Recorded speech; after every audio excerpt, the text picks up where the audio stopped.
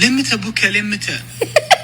ما راح اقول لك ابك لان انت اللي فيك مكفيك انت. من طبعا اليوم سبين طلعت البرتغال 3 سنين يمين لمال طلعت دموعك. هذا انا خايف عليك تنعمي من كثر البكاء. لا خايف عليك. خلاص الرقصة الأخيرة انتهت الرقصة الأخيرة انتهت وما طولت. إسبانيا تقصي البرتغال من دور 16. كنت أنتظر الرقصة الأخيرة قلت الرقصة الأخيرة بتطول. أحلى شيء صار اليوم. يعني بودارة رقص دقيقة و30 ثانية على أغنية إعلان زين ليته ما قام. قام طلع من دور 16 طلع. رونالدو بكى والظاهر انه بيعتزل دوليا. نيمار بكى والظاهر انه بيعتزل دوليا الا سالم. قال انا جالس استنوني في 2027 كاس اسيا. ايش البوم انت بتنزل؟ اقترح لنا اغاني سنجل. ايش نستناك؟ اعتزل معهم. ولاحظت من الفرق اللي طلعوا يعني من اشهر فرق الكورة. لو انا من ميسي بكره اسجل في مرماي ضد مصر واخلي مصر تتاهل واعتزل واقهرك. أقارك. خلاص انتهى حلم كاس العالم. ما عاد تخيل تفوز مصر بكره.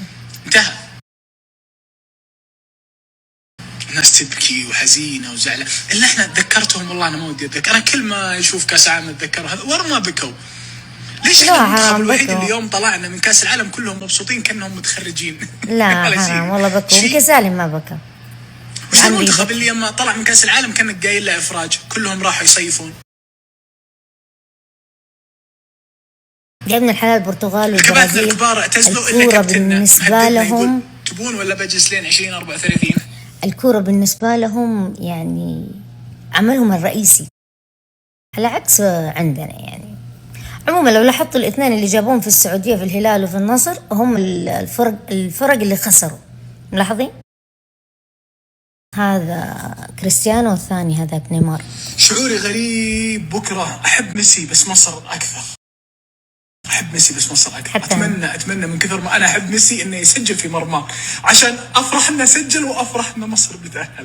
أبغى أشارككم قناعة شخصية وأعمل إسقاط على الفيديو اللي فات. الموضوع ما له علاقة بالكورة بحد ذاتها قد ما هو له علاقة في الإنسان لما يختار نفسه يكون أناني ويختار نفسه ويكون بلا مبادئ ولا أخلاقيات. إيش دخل هذه أمتين في الكورة؟ إيش دخلوا في رونالدو قبلها في نيمار؟ أنتوا تعرفون هذول الاثنين جابوهم عندنا في فريق الهلال. جابوا نيمار وجابوا الثاني هذاك وما زال موجود. نيمار أتوقع خلاص أنهى التعاقد مع الهلال. ورونالدو ما زال موجود مع النصر بالسعودية. طبعا ناهيكم من الاثنين لو ما كانوا أصلا لاعبين منتهين انتهت صلاحياتهم ما كانوا راحوا السعودية ولا حد يزعل مني. لأنه إذا كان عليهم القيمة كان حتجيهم عروض من أماكن معينة. زي مثلا كلنا نعرف ميسي جاله عرض في السعودية ورفض. يمكن رفضه كان بسبب أنه حسب ما تداولوا أنا ما أعرف عن صحة هذا الموضوع. قالوا إنه زوجته رفضت قالت ما تبي تعيش في السعودية. وكان جايهم عرض هنا بأمريكا أقل يعني ماديا بس ما اختار المادة لحد ذاتها. اختار العائلة. عنده مبدأ معين فهمتوا؟ ويمكن في أسباب ثانية الله أعلم. اختار العائلة اختار لهم.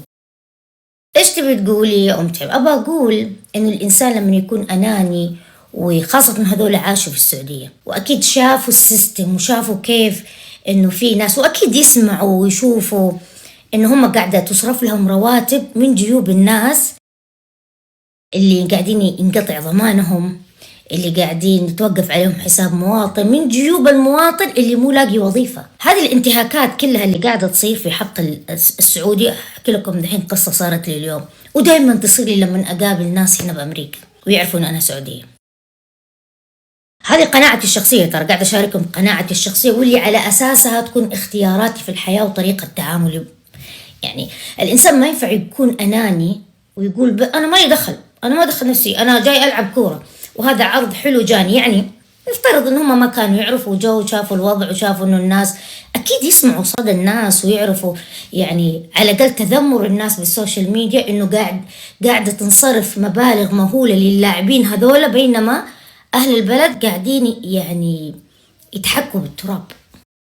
حرفيا يتحكوا بالتراب. لا وظائف ضمان زي الزفت قاعدين يقطعوه يذلوا الناس فيه، حساب مواطن، والباقي انتوا عارفينه. يعني ناهيكم عن الاشياء اللي سووها بالسوشيال ميديا ما يخلوا الناس تسترزق. فاكرين هذاك وليد، قصص وليد، وقفوه. يعني انت انسان لازم تقوم بالدور اللي عليك. رونالدو ولا نيمار كونهم يستمروا ويقولوا ما يعني هذول لو نفترض الموضوع هذا كان في بلدهم مثلا، افترض ان عندهم اخلاقيات، كانوا قبلوا، كانوا قالوا ايه اهم شيء احنا وعيالنا وناخذ هذه الفلوس حتى لو احنا مو قاعدين نعطي النتائج المطلوبة، او هذه فلوس الناس، فلوس الشعب. استوعبوا هذه النقطة.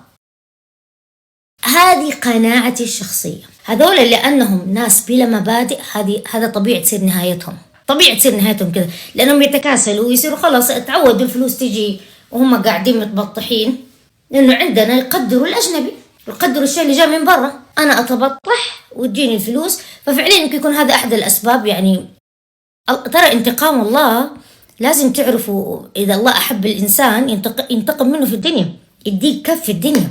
لكن اللي الله يتركه يزيد. على قول هذيك، فاكرين اللي كتبت لي وقالت على هندو، قالت إنه الله تركها لنفسها أمس، تذكروا هذه النقطة. أنا مؤمنة فيها زي ما أنا مؤمنة إنه أنا قاعدة أتكلم الآن والكاميرا قاعدة تدور، دائرة سناب تدور. هو إنه الإنسان دائما يخسر لما يصير أناني ويفكر بس في نفسه، ويكون رزقه أو منصبه أو راحته أو غناه أو سعادة عائلته على حساب أوجاع الآخرين، وهو يعرف ويسوي نفسه ما يعرف، أو يقول أنا مالي. ولا حد يجي يقول لي لا هذول الأجانب ما يدروا إيش قاعدين نحط، لا يعرفوا. وأخص أنواع الأجانب اللي يجونا، أخص أنواع الأجانب. يعني مع احترامي للساذجين اللي حيجوا دحين يكتبوا لي إيش يدري هذا يتكلم لغة ثانية ولا لا، معليش، يعرفوا كل شيء ويقروا في الأخبار ويشوفوا انتقادات الناس، الأخبار العالمية مو الأخبار اللي عندنا. لما يقولوا في مثلا عدد كذا من الفقر، كم عدد المواطنين السعوديين اللي تحت خط الفقر، بينما تصرف هذه الملايين للاعبين، ولا حد يقول لي ما لهم دخل. لا لهم دخل، انت لازم يكون عندك احساس بالمسؤوليه. لما انت الحين حتجيني واحده ذكيه مره اذكى خواتها، ولا واحد اذكى اخوانه، ويقول طب اذا هو ما اخذ الفرصه غيره حياخذ. خلي غيرك ياخذ، خلي غيرك يدخل في هذا المستنقع ويخسر، يخسر المبدأ، يخسر الكرامة، يخسر حتى انه هو يكون انسان شريف. ترى الشرف مو بس انه انت تشارك في الفساد مباشرة، احيانا لما تغطى الطرف وتقول انا مالي دخل، كذا تكون نهايتك. شفتوهم قاعدين يصيحوا نيمار ورونالدو، ولا حد يجي يقول لي ما له علاقة. صدقوني طبعا الاساس انه هم اصلا منتهين، لو مو منتهين ما راحوا السعودية والله العظيم، وماني مضطرة احلف لكم. الحكاية اللي كنت بقول لكم إياها صارت لي ودائما تصير لي. اليوم التقيت كان عندي كذا كم شغلة، وصادفني شخص وسألني، شخص من أمريكا طبعا، بس إنه واضح إنه الإثنيسيتي حقته أصوله ما هي مو أمريكي أشكر يعني. فسألني أنت من وين؟ هو عنده لكنة كذا. طبعا ما سألته، هو على ما يبدو هو من شرق آسيا ما أعرف يعني كذا شوية. المهم فقلت له من السعودية. يوم قلت له السعودية مدري ايش، ترى انا زوجتي اشتغلت في السعودية. ايش تبي تقولي يا أمتي؟ انا لما قال لي كذا اتفاجأت انه هذا الرجال، يعني مو تفاجأت، طبعا متعودين على هذا الشيء، بس ركبت السيارة وقعدت افكر كم عدد الاشخاص سواء عرب او حتى اجانب اصادفهم اللي مروا علي واقول لهم انه انا طبعا مش امريكان وكذا جنسيات معينة، يعني من جنسيات يعني مثلا زي الهند، باكستان، فلبين، جنسيات ثانية يعني بدون ذكر تفاصيل غير اخواننا العرب. طبعا اللي اصادفوا هنا بامريكا ولما يعرفوا في السعودية يقولوا لي يا اما عاشوا في السعودية او اشتغلوا في السعودية او يعرفوا احد من اهلهم قرايبهم كانوا يشتغلوا في السعودية. هذا كانت زوجته تشتغل في السعودية. فقعدت في السيارة افكر اقول يا الله البلد هذه قد ايش خيرها على كل الناس، كل العالم، ما عاد عيالها. هذا اللي خطر ببالي، خير البلد هذه على كل الناس. والله يمكن خليني أقول كنسبة خلينا نقول 90%، بلاش ما حد يقول لي مبالغ، 85% من الأشخاص اللي أقابلهم يا إما يكونوا عاشوا بالسعودية فترة بسبب إنه أهاليهم يشتغلوا، يعني حتى يكونوا مواليد السعودية ومن جنسيات مختلفة، ترى ما أتكلم بس على العرب، أو يكونوا اشتغلوا أو أحد من أهلهم اشتغل في السعودية ويعرف أمريكان عشان ما حد يقول أنت بس مركزة على الجنسية. يعني في بعض الأمريكان يقولوا لي إيه إحنا اشتغلنا في السعودية ولا أهلنا. قبل فترة صادفت عائلة لبنانية ومسيحيين، يعني هم قاعدوا يسولفوا معايا، ما أدري إيش جاب السيرة، ومعرفوا أنا في السعودية. قام رجع قال لي تدري إنه أنا اشتغلت في السعودية في الشرقية فترة. فهمتوا؟